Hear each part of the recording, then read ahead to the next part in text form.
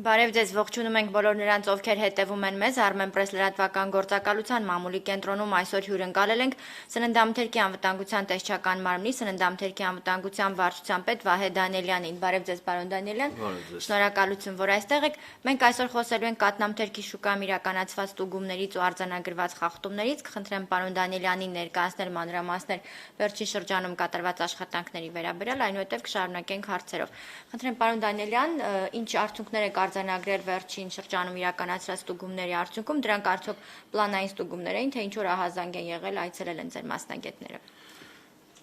Նախ շնորհակալություն հրավերքի համար։ Սննդամթերքի անվտանգության տեսչական մարմնի ստուգումների տարեկան ծրագրում ընդգրկված են 969 տնտեսվարող սուբյեկտներ,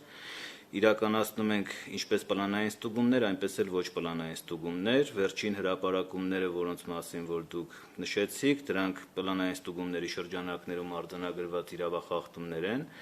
եւ հենց երրորդ եռամսյակի ընթացքում մեր մոտ պլանավորված է իրականացնել կաթնամթերքի ոլորտային ստուգումներ, այսինքն մեծ թվով կաթնամթերք արտադրողների մոտ իրականացվելու են հենց երրորդ եռամսյակի ստուգումները եւ մի մասի մոտ արդեն իսկ սկսված են այդ ստուգումները։ Ինչ խախտումներ եք արձանագրել։ Խախտումները բազմաթիվ են եւ բազմաբնույթ, այսպես ասենք, հա։ Կան խախտումներ, որոնցով որ պայմանավորված մենք ստիպված ենք լինում արտադրական գործընթացի կասեցումներ իրականացնել, դա սանիտարահիգիենիկ նորմերի անհամապատասխանություններով պայմանավորված կասեցումներն են, ինչպես նաեւ վտանգավոր սննդամթերքի թողարկում արձանագրելու դեպքում մենք արտադրական գործընթացի կասեցումներ տալիս։ Ցանկանայի նշել, որ վտանգավոր արտադրանքի թողարկում չենք արձանագրել, բայց սանիտարահիգիենիկ անհամապատասխանություններով պայմանավորված մի շարք տնտեսվարողների մոտ կիրառվել են սահմանափակումներ։ Մի քանի օրինակ կնշեք, օրինակ սանիտարահիգիենիկ ինչի եք ականատես եղել։ Արտադրական տարածքների ոչ պատշաճ վիճակ, մաքրման ախտահանման աշխատանքների թերի իրականացում, հանդերձարանների ոչ պատշաճ կահավորված վիճակ, սանհանգույցների բացակայություն կամ ոչ պատշաճ վիճակ, դրանք ընդհանուր սանիտարահիգիենիկ նորմեր են, որոնք որ հումքի ընդունումից մինչև պատրաստի արտադրանքի թողարկումը, այսինքն մենք այդ վիճակը կարող ենք արձանագրել թե պահեստներում, թե հումքի մթերման փուլում, թե միջանկյալ արտադրության փուլում։ Այդ բոլոր փուլերում արձանագրված սանիտարահիգիենիկ անհամապատասխանությունները հիմք են, որպեսզի մենք արտադրական գործընթաց կասեցնենք։ Եվ այս երրորդ եռամսյակում քանի ընկերություն եք այցելել, ունեք վիճակագրություն, քանիսի մոտ եք կասեցրել գործունեությունը եւ վերանայման շտկումների ինչպիսի պատրաստակամություն կա։ Կոնկրետ կաթնամթերքի հետ կապված մենք այս պահին ունենք 2 կասեցում, որոնցից մեկը արդեն իսկ թերությունները վերացվել եւ կասեցումը հանվել է, մեկի արտադրական գործընթացը կասեցված է եւ դեռևս նրա կողմից չի իրականացվել այն հանձնարարականները, որոնք որ մենք տվել ենք, բայց ժամանակահատվածա տրված տնտեսվարողին աշխատանքները ավարտելուց հետո կդիմի տեսչական մարմնին, մենք իրականացնենք վերստուգում եւ վերստուգման արդյունքում որոշում կկայացվի արտադրական գործընթացը թույլատրել շարունակել, թե կասեցումը շարունակել։ Իսկ խախտումների դեպքում տուգանքներ սահմանվում են։ Իհարկե վարչական իրավախախտումների մասին օրենսգրքով սահմանված են տուգանքներ 188 հոդվածի շրջանակներում եւ մենք կիրառում ենք նաեւ սահմանափակումներին զուգահեռ նաեւ վարչական պատասխանատվության միջոցներ։ Արդեն կան այս երկուսի դեպքում կիրառված են։ Վարչական վարույթը ամփոփման փուլում է, վարչական տուգանքները դեռևս չեն նշանակվել, որտեղ ստուգումների կազմակերպման եւ անցկացման մասին օրենքի համաձայն ժամանակահատված կա, որի ընթացքում պետք է ներկայացվեն ստուգման ակտի նախագիծ, ստուգման ակտ, նոր հետո կայացվի որոշում վարչական տուգանք նշանակելու մասին։ Եվ առաջիկայում, քանի որ այս ոլորտը ձեր ուշադրության կենտրոնում է լինելու, մոտավորապես կասեք, քանի ընկերություն եք այցելելու եւ ինչ չափանիշներով եք ընտրություն կատարում։ Մոտավորապես երրորդ եռամսյակի ընթացքում միայն 40-ից ավել կաթնամթերք արտադրող կազմակերպությունների մոտ ենք իրականացնելու վերահսկողություն, դրանք ինչպես փոքր, այնպես էլ միջին եւ մեծ արտադրողներ են, նաեւ պաղպաղակ արտադրող կազմակերպություններ են ներառված դրա մեջ, ինչպես նաեւ պանրի արտադրությամբ զբաղվող, որտեղ մենք եթե ասում ենք կաթնամթերք, շատ դեպքերում դիտարկում ենք թթվասեր, մի մասը դիտարկում է միայն պանիր, ես ասեմ, որ փոքր արտադրամասեր կան, ովքեր որ սպეციფիկ արտադրում են միայն պանիր, բայց ունենք նաև մի քանի խոշոր արտադրողներ, որոնք որ կաթնամթերքի լայն տեսականի են արտադրում եւ նրանք մշտապես մեր ուշադրության կենտրոնում են գտնվում։ Ինչ վերաբերվում է ընտրությանը, մենք ռիսկերի վրա հիմնված մեթոդաբանություն ունենք եւ առաջնորդվում ենք օրենսդրությամբ սահմանված այդ գործակիցներով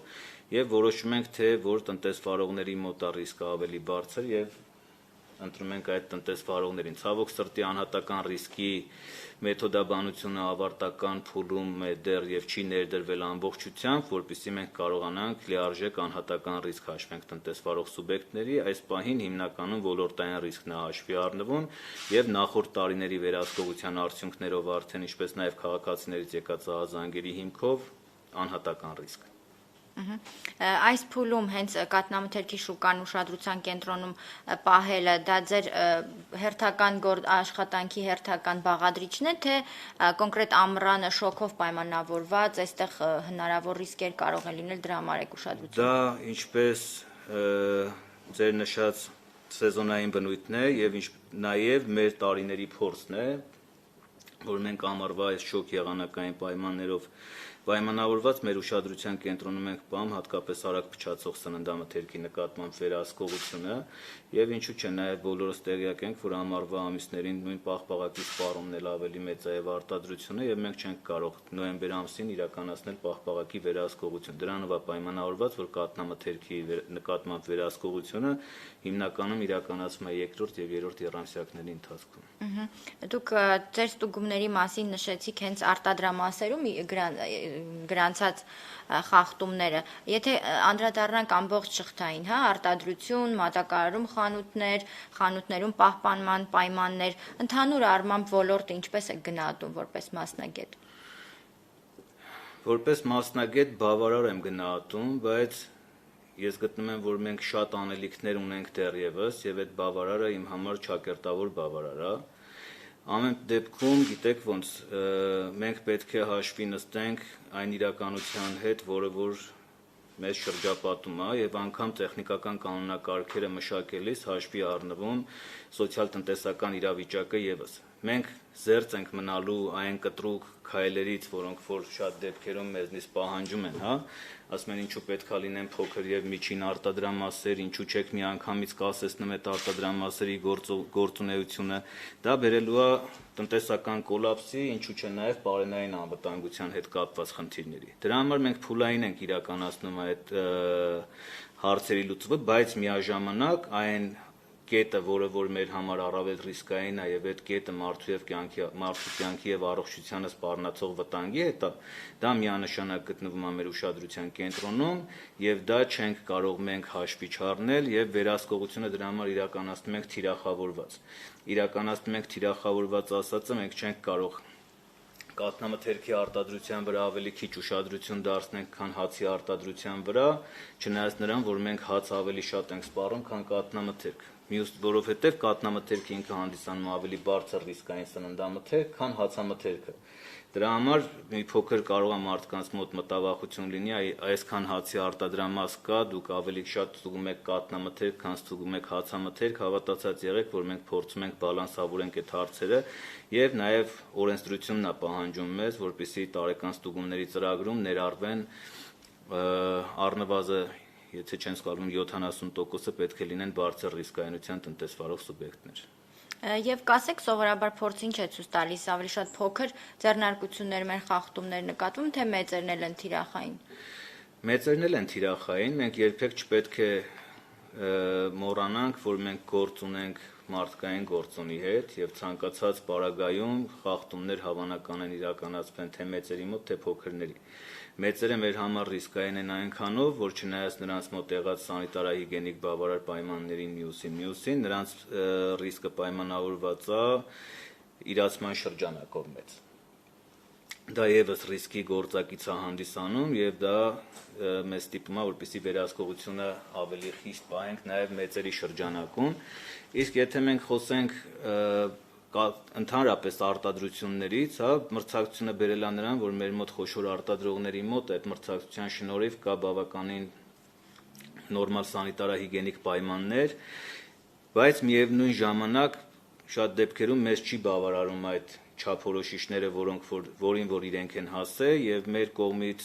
ներկայացված ցուցումներով, մեր կողմից կազմակերպված խորհրդակցությունների ընթացքում ներկայացված առաջարկություններով նրանք փորձում են շտկել եւ բարելավել իրենց արտադրությունները համապատասխանեցնելով ինչու՞ չէ նաեւ միջազգային չափորոշիչներին, որովհետեւ մենք նույն Եվրասիական տնտեսական միության տեխնիկական կանոնակարգերում ամրագրված է միջազգային նորմերը եւ միջազգային փորձը հենց հասպի հետ կապված, որը ենթադրում է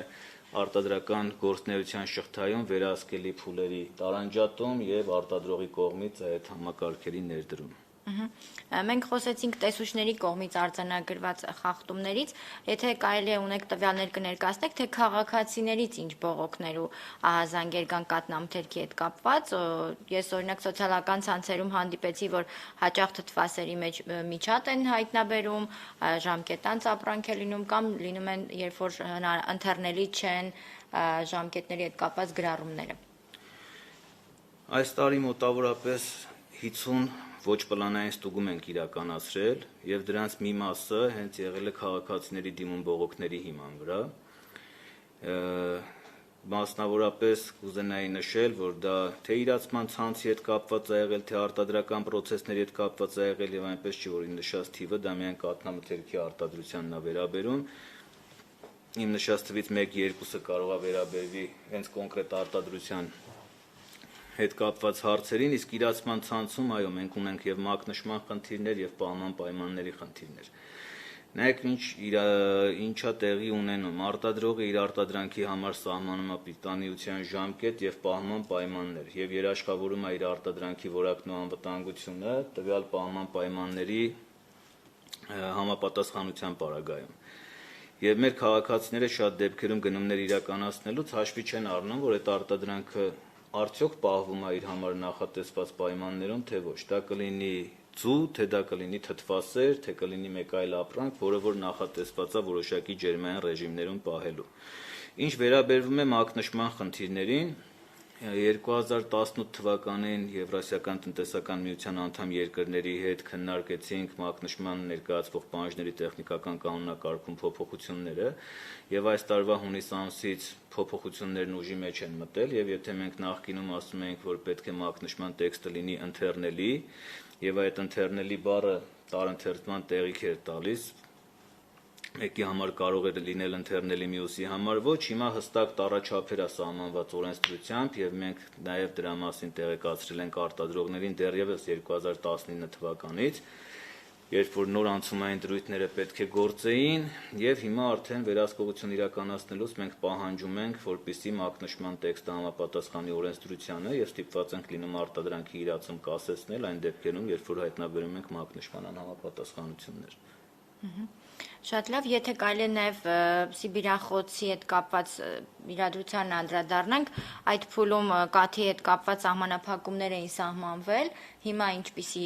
պատկեր ունենք եւ եթե չեմ սխալվում, մասնագետները նշել էին, որ եթե երաշտը շարունակվի եւ խոտ չլինի արոտավայրերում, չի բացառվում, որ այլ մարզերում նույնպես գրանցվեն Սիբիրախտի դեպքեր։ Ինչ պատկեր ունենք այդ տեսանկյունից։ Այո, տեսականորեն չենք կարող բացառել, որ կարող են գրանցվել Սիբիրյան խոցի դեպքեր, բայց նաև դրան միտված աշխատանքներ կա, որոնք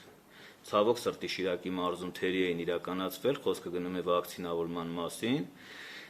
Մենք ստիպված ենք այդ թերի գործողություններն իրականացնել այդ բռնկումից հետո եւ հայտարարվել էր կարանտին այն համայնքներում, որտեղ որ արձանագրվել էր դեպքերը, կասեցվել էր, այսինքն դադարեցվել էր կենթանական ծագման մթերքի տեղաշարժը այդ համայնքներից, իրականացվել էր նորից վակցինավորում եւ կարող ենք ասել, որ այդ օջախը մեկուսացված է այս պահին եւ մենք նոր դեպքեր չունենք թե հիվանդացության մարդկանց մոտ, թե նաեւ հիվանդացության կենդանիների մոտ։ Ինչ վերաբերում է այն պնդմանը, ես նորից կրկնվեմ, որ հնարավոր է դեպքեր չենք կարող բացառել, որովհետև նախկինում եւս հանրապետության տարածքում եղել են օջախներ, որտեղ որ գրանցվել են եւ այս տարվա այդ երաշտով պայմանավորված այդ ռիսկը ավելի է մեծացել, բայց պետությունը ամեն տարի իրականացնում է պետական միջոցների հաշվին կենդանիների պարտադիր վակցինավորում, հենց Սիբիրյան խոց հիվանդության նկատմամբ, որը որ տալիս է այդ անհրաժեշտ երաշխիքները, բայց միևնույն է ցանկացած պատվաստանյութ 100% արդյունք չի տալիս եւ ռիսկը միշտ կա։ Եվ հիմա ձեր տեսուչները հետևում են պատվաստումների ընթացքին։ Միանշանակ մեր կողմից իրականացվում է վերահսկողություն այդ միջոցառումների նկատմամբ, թե որքանով են իրականացվել եւ իրականացվել են ամբողջ ծավալով, թե ոչ։ Եվ արդեն իսկ մեր կողմից արձանագրված թերությունները ներկայացվում է թե էկոնոմիկայի նախարարությանը, թե կառավարությանը։ Շնորհակալ եմ։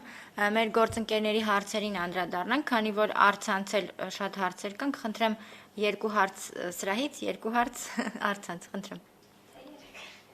Պարոն Դանիելյան, բանկիվան կարգին պատկանող արտադրամասին անդրադառնանք, արձանագրվել էին խախտումներ, կասեցվել էր արտադրությունը, բայց նաև վերացվեց։ Հիմա միայն կաթնամթերքին է վերացվել, թե նաև լուսամթերքին է, ինչպես նաև մենք տեսանք ակնհայտորեն այդ լուսանկարներում պատերին արկա բորբոսը։ Մենք ինչքանով վստահ ենք, որ այլևս այդ խնդրին չեն բախվի, այսինքն էքսպերտիզա արվել է, սպառողը ինչպես վստահ լինի, որ օրինակ ինքը չի օգտագործել բորբոսնած պանիր կամ այլ կաթնամթերք, այս առումով ձեր հետևողականությունը, ձեր աշխատանքները։ Ի սկզբանե նշեմ, որ կասեցված է եղել բանդիվան կաթի կաթնամթերքի արտադրության պանրի արտադրական գործընթացը, որովհետև տվյալ հասցեում իրականացվել է միայն կաթնամթերքից պանրի արտադրություն եւ նաեւ նույն տարածքում գործող մսամթերքի արտադրամասը։ Կաթնամթերքի արտադրական գործընթացի կասեցումը վերածվել է խախտումները վերացնելու հիմքով, մսամթերքի արտադրամասի կասեցումը դեռևս շարունակում է գործել։ Ինչ վերաբերվում է բորբոսին եւ ընդհանրապես անվտանգության ցուցանիշներին, արտադրողի մոտ կա կնքված պայմանագիր հավատարմագրված լաբորատորիաների հետ եւ պարբերական իրենց արտադրանքը ներկայացում է լաբորատոր փորձաքննության մեր պետական վերահսկողության շրջանակներում եւս մենք վտանգավոր արտադրանքի թողարկման դեպք չենք արձանագրել, այսինքն խոսքը գնացել է միայն սանիտարահիգիենիկ անհամապատասխանությունների մասին, այլ ոչ թե վտանգավոր արտադրանքի թողարկման։ Իսկ ինչ վերաբերում է բորբոսնած պատերին եւ մյուսին, նախ այդ պատերը միջև իսկ երեսապատվել է, իրականացվել է համապատասխան աշխատանքներ այդ բորբոսից ազատելու, իսկ որ պետքա գտնվի մեր ուշադրության կենտրոնում, դա միանշանակ եւ երևի թե դարձել է մեր ամենաթիրախային տնտեսվարող սուբյեկտներից մեկը, թե սպառողի համար, թե նաեւ մեր համար։ Իսկ օրինակ դուք գնացել եք դրա հետքերով, այսինքն խանութներից հետ կանչել եք այդ արտադրանքը, այս առումով հետազոտություն։ Անհրաժեշտություն չի եղել հետ կանչելու, որտեղ ես ասում եմ, որ մենք վտանգավոր արտադրանքի թողարկում չենք արձանագրել։ Ինչպես նաև պարոն Դանիելյան, տարիներ շարունակ մենք այդ խնդրին բախվում ենք թե լրագրողական հետաքննությունների, թե ձեր կողմից իրականացված ստուգումների արդյունքում։ Ինչպես անենք, որ շուկա ներմուծվի ոչ վնասակար հակատնամթերք, այսինքն այդ խախտումներ չարձանագրվեն, այսինքն այդ վերահսկողությունը ինչպես այստեղ տեսչական մարմնի բացն է, թե օրենսդրական մարմինն է, թե Այ որ ասեք ոչ վնասակար կաթնամթերք ասելով ինչ ենք հասկանում, ես օրինակ շուկայում հայտնվում են ժամկետնանց, օրինակ բանդիվանի մասով օրինակ բերեմ, հա, ասենք կարող են սպառողները մտածում են, որ իրենք օրինակ բորբոսնած պանիր են կերել, այդ խնդիրը ինչպես լուծեն։ նայեք, համապատասխանության գնահատման ընթացակարգեր գոյություն ունի եւ կա օրենսդրություն եւ օրենսդրական պահանջներ։ Ի սկզբանե մի բան պետք է բոլորս հասկանանք, որ արտադրողն է իր արտադրանքի համար երաշխավորը եւ պատասխանատուն։ Մենք իրականացնում ենք վերահսկողություն արտադրական process-ների նկատմամբ, ինչպես նաեւ սննդի ամբողջ շղթայում, հումքից մինչեւ պատրաստի արտադրանք։ Իսկ սպառողի մոտ եղած կասկածները, եթե կան, ես կխնդրեի դրանք հիմնավորված ձևով ներկայացնեին սննդամթերքի անվտանգության տեսչական մարմնին եւ մենք խոսք ենք տալիս ամեն մի ներկայացված դեպքով իրականացնել պատշաճ ուսումնասիրություն եւ ըստ անհրաժեշտության նաեւ իրականացնել վերահսկողություն կամ իրացման փուլում կամ արտադրական փուլում, բայց դա պետքա լինի հիմնավորված, ես չեմ կարող գնել թթվասեր եւ ասել ես ենթադրաբար ունեմ կասկածներ, որ այս թթվասերը իմ առողջությանը վնասում է։ Տենց բան չի կարող լինել։ Եթե կա ակնհայտ բորբոսի նշաններ, եթե կա ջերմային ռեժիմի խախտման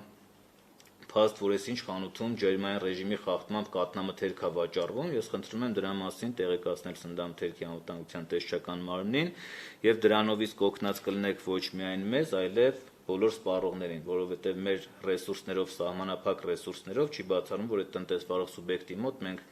այս տարի պլանային վերահսկողություն իրականացնելու իրավունք եւ լիազորություն չունենք եւ ձեր բողոքը հիմք կհանդիսանա այդ իրավախախտումը վերացնելու համար։ Այսինքն տեսչական մարմինը ստուգում է վերահսկողություն պատշաճ կերպով իրականացումը, բայց կաթնամթերքի որակյալ շուկա հասնելու հարցում այստեղ արտադրողների պարտականությունն է։ Ես չասեցի, որ մենք վերահսկողություն անելու իրավունք չունենք, մենք պարտականություն չունենք։ Պետական վերահսկողության շրջանակներում մենք իրականացնում ենք վերահսկողություն։ Իսկ եթե արտադրողի պարտավորությունն ու պարտականությունը վերցնում ենք մեր վրա, նշանակում է ամեն արտադրամասում 5 տեսուչ պետք է աշխատի այդ օրը։ Արտադրական process-ը դա անընդհատ ցիկլ է, որը որ արտադրողն է երաշխավորում իր արտադրանքի համար, եւ կա համապատասխանության հայտարարագրեր եւ ընթացակարգեր, որոնք տեխնիկական կանոնակարգերում է ամրագրված, նշված է արտադրողի իրավունքները, արտադրողի պարտականությունները, ով որ փուլում ինչ պետք է իրականացնի, եւ նաեւ մեզ պետությունը լիազորել է որոշակի լիազորություններով, որոնց շրջանակներից մենք իրավունք չունենք դուրս գանք։ Ես չեմ կարող ամեն օր իմ որոշած արտադրամաս մտնեմ եւ ասեմ, ես եկել եմ պետական վերահսկողություն իրականացնելու կամ ուղղակի եկել եմ ձեր մոտ։ Դրա համար գոյություն ունի տարեկան պլան ստուգումների եւ նաեւ քաղաքացիներից, այլ մարմիններից, պետական եւ տնտեսվարող սուբյեկտներից ստացված բողոքների հիմքով ոչ պլանային ստուգումներ։ Իսկ արտադրողը ինքը պետք է ձեռնարկի բոլոր անհրաժեշտ միջոցները, որպեսզի թողարկի անվտանգ արտադրանք, դրա համար ինքը լաբորատոր փորձաքննությունների է ենթարկում իր արտադրանքը հավատարմագրված լաբորատորիաներում, իր արտադրանքի համար ունի համապատասխանության հայտարարագիր, պարբերաբար իր արտադրանքը պետք է ներկայացնի լաբորատոր փորձաքննությունների, դրան զուգահեռ արդեն մենք մեր վերահսկողության շրջանակներում պետք է նայենք իր կողմից իր պարտականությունները կատարվում են, թե չեն կատարվում։ Այո, ցավոք սրտի շատ դեպքերում չեն կատարվում իրենց այդ պարտականությունները, դրա համար էլ մենք ստիպված ենք լինում թե կասեցումներ իրականացնենք, թե վարչական տուգանքներ կիրառենք նրանց նկատմամբ։ Շնորհակալություն։ Բանդիվանի դեպքը հասանելի հիմնավորը է։ Ոչ, բանդիվանի դեպքը դա պլանային ստուգում էր։ Շնորհակալություն։ Առցանց եկած հարցերին անդրադառնանք։ Խանութներում վաճառվող պանրիկներին է վերաբերում հարցը։ Նշվում է, որ ճիշտ է մանկական չեն, բայց դրանց դիզայնը մանկական է ու գունեղ նկարներով։ Սա որքանով է օրինաչափ, գուցե դրանք անվտանգ են, բայց մանկական չեն։ Չկա ինչ-որ նորմ, թե մանկական գունավոր դիզայնով ինչը կարող է արտադրվել ու վաճառվել։ Եվրասիական տնտեսական միության տեխնիկական կանոնակարգերով տարատեսակ ապրանքների համար նշված է, թե թյուրիմացության մեջ գցող գործոնները որոնք են, թե ինչ անվանումներ եւ կամ հապավումներ կան, որոնք որ չի կարելի օգտագործել։ Օրինակ ընդհանուր օգտագործման ապրանքների վրա կառապուզ անունը չի կարելի օգտագործել կամ մալիշ անունը չի կարելի օգտագործել, որը որ ասոցացվում է մանկական սննդի հետ։ Իսկ արտադրողը իր արտադրանքի համար պետք է տա ամբողջական եւ սպառիչ տեղեկատվություն եւ մեր քաղաքացիները գնումներ կատարելուց պետք է այդ արտադրանքի վրայի մակնշումն ուսումնասիրեն եւ հասկանան դա արդյոք հանդիսանում է մանկական սննդամթերք, թե ոչ։ Եթե մենք պետք է կույր գնում իրականացնենք առանց մակնշումը նայելու, այդ դեպքում մակնշման տեքստի անհրաժեշտությունը անիմաստ է դառնում, որտեղ մակնշման տեքստը դա միայն սպառողին հասանելիք տեղեկատվությունն է, որը որ մակնշման տեքստի միջոցով են մատուցում։ Շատ լավ, հաջորդ հարցը մասնագետների պատրաստվածությանն է վերաբերում եւ մասնագետների պակասին։ Նշվում է, որ շատ արտադրամասերում մասնագետների պակաս կա, չեն կարող բավարարել ամբողջ պահանջարկը Հայաստանի տարածքում, ամբողջ շղթան չեն կարողանում համակարգել եւ արդյունքում արտադրամասերում աշխատում են ոչ բանիմաց կամ թերի գիտելիքներով մասնագետներ։ Այս ուղղությամբ ինչ կասեք։